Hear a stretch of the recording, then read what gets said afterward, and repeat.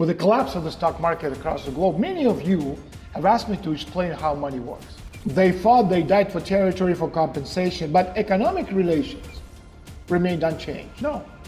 It's about the breakdown of the old gentlemen's agreements to pay back the banks.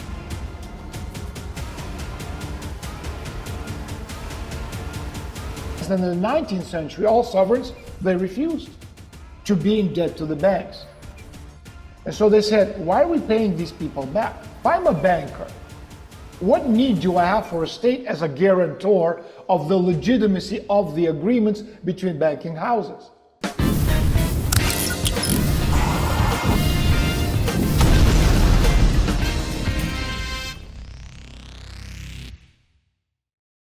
Good afternoon, ladies and gentlemen. Thanks so much for joining us and welcome to our Conceptual Intelligence Review. I want to talk to you today about the future of money.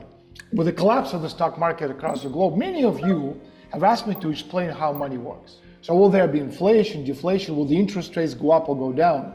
And so interestingly enough, from my vantage point, all these questions are superfluous because I believe that we must analyze these problems from a totally different angle. And for this reason, I suggest that we look at how the banking system works in general, and to understand it, we have to go back to the 17th century, to the 18th century, to the 19th century. Once in a while, I get messages from people telling me that they're not so much interested in history, they want secret information from my intel sources. But you see, to understand who is in charge, you absolutely have no choice. You have to understand the role of money in society. And so, way back in the 18th century, we had a time of what was called enlightened absolutism, when rulers ruled everything. You had emperors and kings and monarchs and so on and so forth.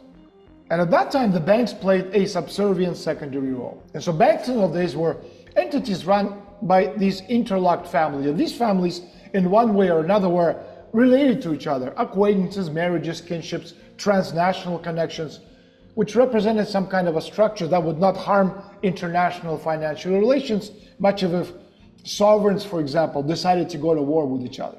In other words, it turns out that the precursor of modern banking is a kind of a buffer system that made it possible to maintain existing treaties if a war broke out, for example, at the discretion of the emperor or emperors. And when the war ended, it turned out that from the point of view of relations between states, the treaties weren't changed because they were all interlocked families.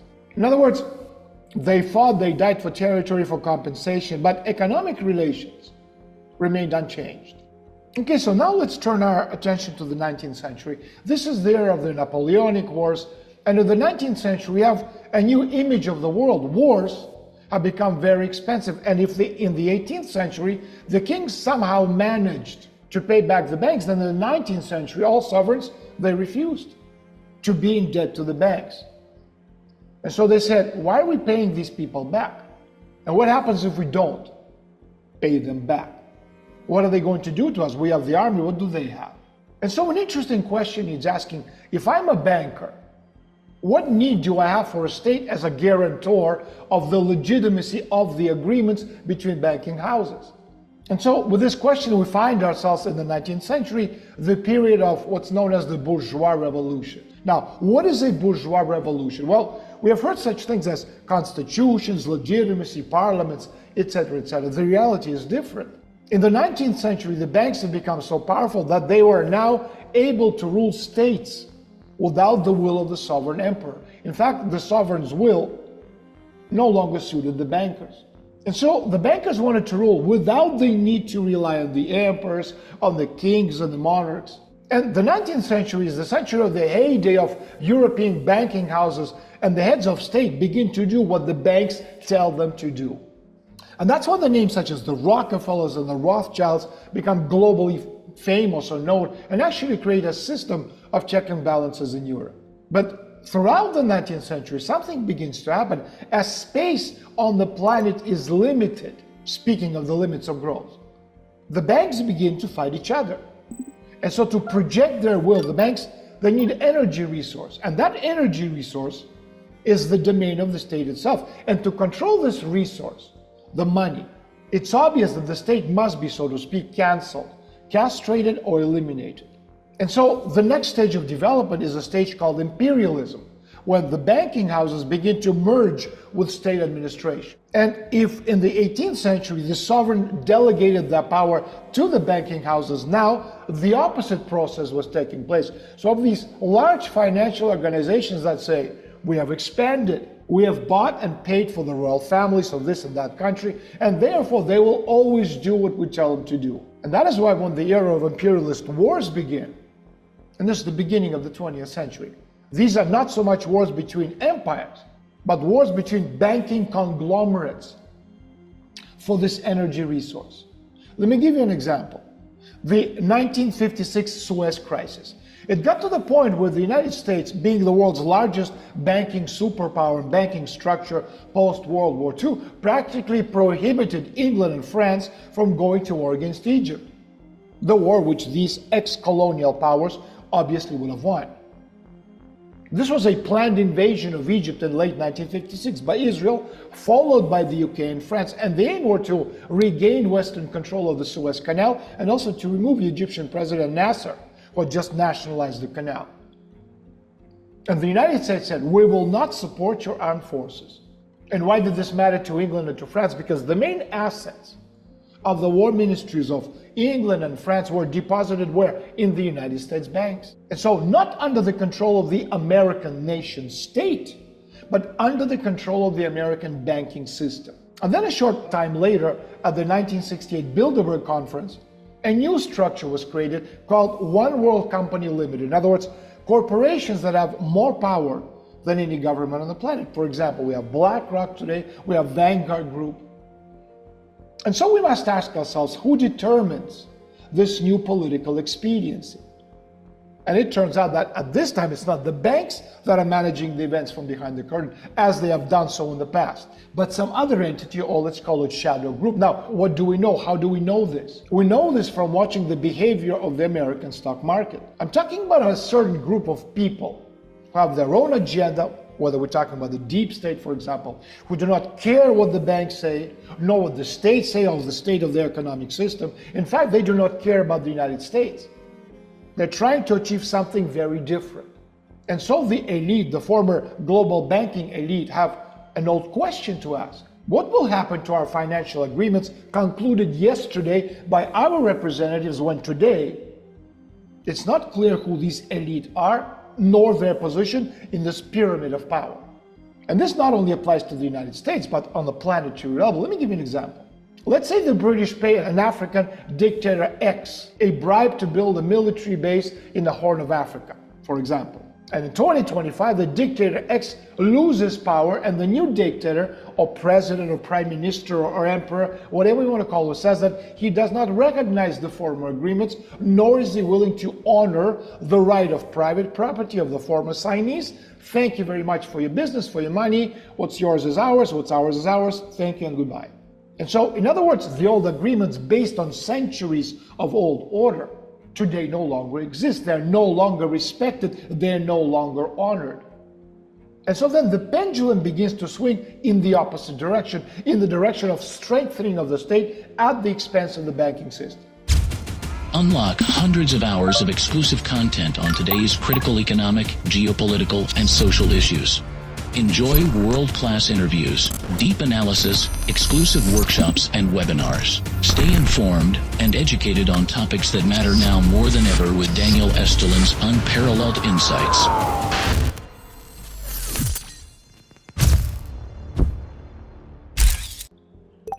And for the United States, all this is new. In the absence of a fundamental hierarchy that permeates the entire society and sets its rules, things can deteriorate very quickly towards what? Civil War 2.0. And so the conclusion is that the financial contracts that previously existed between different components within the social contract system, well, they were canceled, and this system stopped working. And it really stopped working, and we're seeing its consequences not only today in the United States, but again globally. And so to date, there's no alternative operating model to replace it, which means what? That this vacuum will be filled with extreme violence because things need to be settled somehow. And that somehow is most likely by force. Another point of interest, the role of money. Now, what is money? So in the past, we had states that minted coins mined a resource, exchanged this resource for something useful. Money had material form. It was coins, it was shelled, it was colored beads. It doesn't matter what you called it. There was this natural exchange, that is, you sold a cow, you received a pile of coins or a pile of beads, and then exchanged this pile for something else. And everything was going well until the moment when the direct link with the state structure disappeared, which ensures the legitimacy of the exchange. And suddenly, you have this paper equivalent of this money, because the paper money, the little colored pieces of paper, there are receipts from various financial institutions that back them with their assets. Now, what does that mean? For example, in the 19th century, a receipt from the Bank of England, or let's say the House of Rothschild, meant a lot more than the gold sovereign issued by the Royal Mint of England, because there was more trust in them, because everyone knew that the Rothschild group or the Bank of England were more trustworthy than the government. And so in this situation, paper money, financial receipts, were more valid than metallic money, which began to lose its role and became a kind of a bargaining chip for these same receipts. And so the Bank of England wrote a check for £1 sterling. This check was signed by a respected person within the institution itself, this pound sterling, with its respective means of protection against fraud, and everyone understood that this was the financial system. And so this system worked for most of the 20th century, because the banking system was practically the main state building system in most of the world. Now, if we look at the history of the Soviet Union, few people understand that the head of the Soviet state at the time, Vladimir Lenin, was in fact the president of the Economic Council, and the people who were involved in the national economy played a leading role in country management. And so the people who sat in the Central Committee, because they were in charge of everything, well, they eventually ended up on the sidelines, because the real power in Soviet Russia was within the Economic Council. In other words, the same money power structures than in the United States. In other words, the people in charge of the cash flows ruled in the Soviet Russia the same way that the people in charge of money structures in America ruled the United States. Not the politicians, but the money people. And so currently, we see the following wonderful picture. Any bank that issued, be dollars, pounds, euros, it doesn't matter, faces the question Stalin asked at the Yalta Conference in February 1945, referring to the Vatican. How many divisions does the Pope have? Because if your opponent can destroy you militarily, what opportunities will you have to promote your interests? And to promote your interest, there need to be a state behind you willing to use organized violence against the enemy. And for that to happen, you must be able to influence elections and advance your people to positions of power. And this is why in the United States, or the United States, has openly declared to the whole world. In other words, the legitimacy is transferred from the financial component of this pyramid to the power component, wherever this power component is expressed in. Militarily, the media, the internet, public opinion, it doesn't matter. And this component, if things work out the way they should from your point of view, will guarantee your ability to demand payment of the debt from your opponents. Let me give you an example. Venezuelan right-wing supporters of Maria Corina Machado and Eduardo Urrutia, who won the elections, they can say all they want about being the legitimate president of Venezuela, being recognized by many countries in the world, including the United States, but until they have the power to make their dreams come true, she or they will only be presidents of a country on paper. And this means that the power of money is coming to an end, because they can no longer impose their candidates into the position of power as they were able to do in the 19th century. And so everyone starts talking about the digital yuan and ruble and euro and the dollar as the next stage of the process, post-physical cash. Question: what will the digital yuan or ruble represent? Where will this record exist? What, somewhere deep inside a computer? In essence, the digital currency, whatever it may be, will not be any different in any way from the Soviet Union treasury note, which was backed by the Soviet state as its sole guarantor, without needing to specify that it's backed with gold, precious metals, other assets. It doesn't matter, of the central bank, because the state was the bank and not the other way around. But in the West, as I explained earlier, the state is no longer in control, but rather is an element of this global financial control mechanism. And so when someone like Zuckerberg says, I want to launch some kind of a crypto Libra, the question is, and how are you going to honor and control your cryptocurrency payments if you don't have a tank division or nuclear warheads to back it up? Especially now that the financial interests are being pushed out at the expense of the political power base. And so if you have at least one small ballistic missile, then we can talk, as the North Koreans have shown and demonstrated to the United States and the world. Otherwise, the new curators can tell Zuckerberg, you owe us 1 trillion crypto Libras. And if you don't pay us, we'll make minced meat out of you, literally or figuratively. For example, Manuel Noriega, ex-Panamanian dictator, he was run by Papi Bush. He was his controlled curator until Noriega was no longer useful, and also because he had no nuclear weapons to protect him. And so one day, when the Americans got tired of Noriega, or should I say Bush father, felt that Noriega was stealing too much money from the lucrative drug business run by the CIA. And so the US Marines came down on him and put him away. Bye-bye, Mr. Noriega. Unlock hundreds of hours of exclusive content on today's critical economic, geopolitical, and social issues.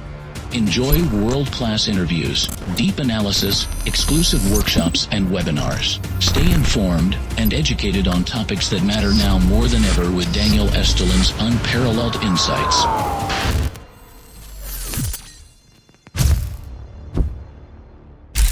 And so today, the existing world financial order is in physical danger as a result of the loss of trust at the level of the social contract, which for over 100 years was sustained by faith in the honesty of elections, the incorruptibility of the judges, and other realities, or should I say, fairy tales of daily life.